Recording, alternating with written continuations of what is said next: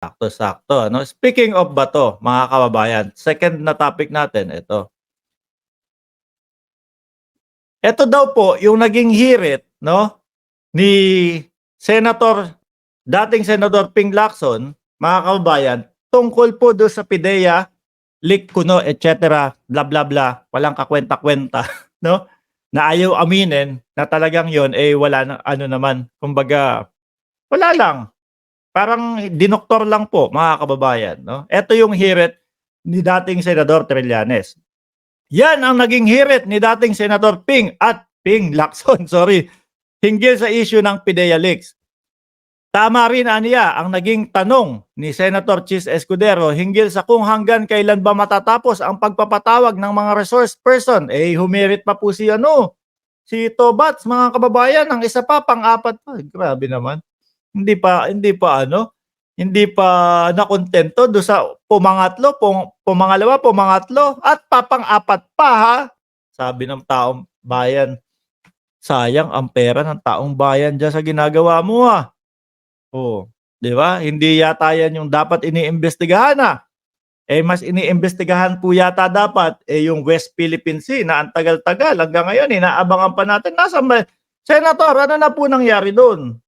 Bakit hanggang ngayon po, eh, parang wala pang hearing dun? Yun dapat ang fokusan natin, 'di ba, mga kababayan? O eto daw po, Ping Lacson, oh, PIDEA leaks, sabi niya dito, ano?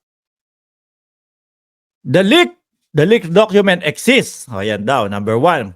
Number 2, an agent can type an intelligence report. Number 3, the said report was never submitted even for initial evaluation by his immediate superior. Kumbaga nga mga bossing, sa kwento po nitong si Morales, tumalo, no? Umabot ng Malacanang ang hinayupak. Imagine mo yon, hindi man lang dumaan kay Pransya, hindi man lang dumaan doon sa susunod kay Pransya. Ay hindi, Malacanang. Umabot ng Malacanang. Eh sino po ba si Morales nung that time? Sabi nga daw po, mga kababayan, doormat.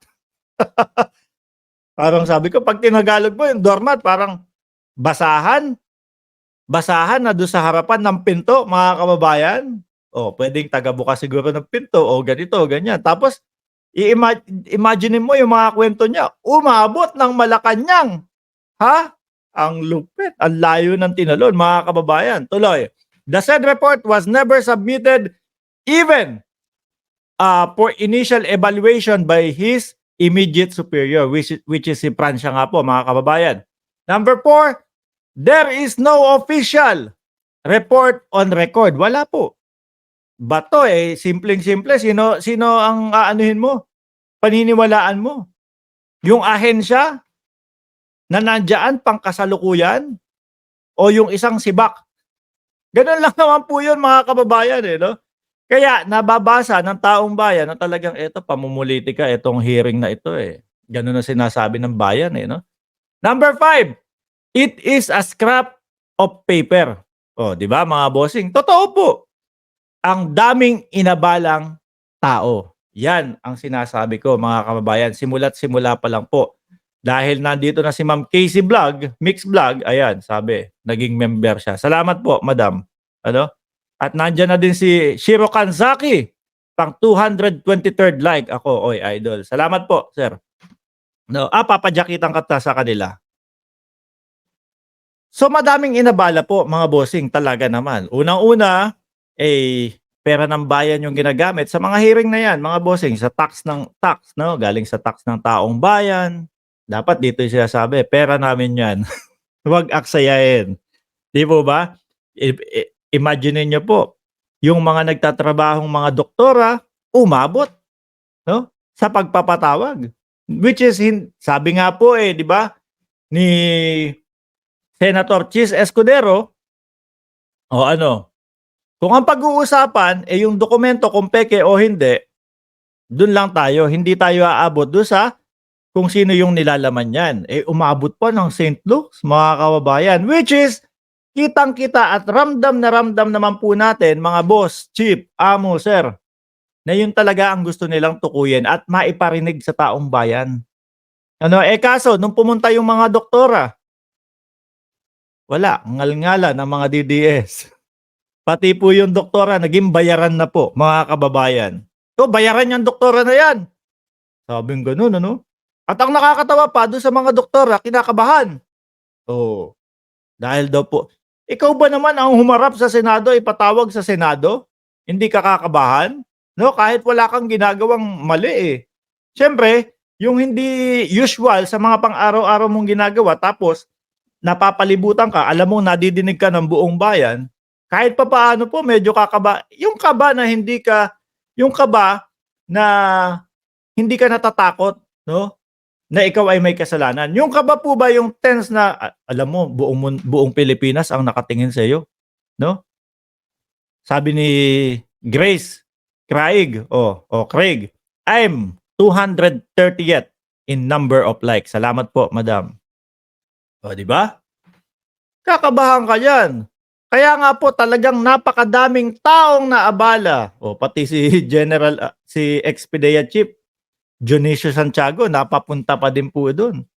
Dapat pa nga lang po ano yan, yung habang binabasa 'no, mga kababayan, yung sulat ni Morales napag-iisip-isip niya na, susunod niyang gagawin, i-research 'tong nagpadala ng sulat na ito, ganito, ano pa yung mga sinasabi, ganito pa, ganyan. Gano'n. Ay, mukhang wala namang ano 'to, wala namang ibubuga itong sulat ni Morales. Sa susunod na lang yan, siguro po mga kababayan gusto talaga nilang maiparinig na ang ating presidente po, gumamit ng ipinagbabawal na droga nung panahon na yon. Sorry, napikoy kayo. Napikoy kayo. Napikon kayo ni Pikoy ano. Nagngal-ngalan kayo kay Pikoy Your Honor, binobola ko lang po siya. Kaya kayo mga kababaihan mag-iingat kayo sa mga pangalang Pikoy, bolero pala yan. Ano po?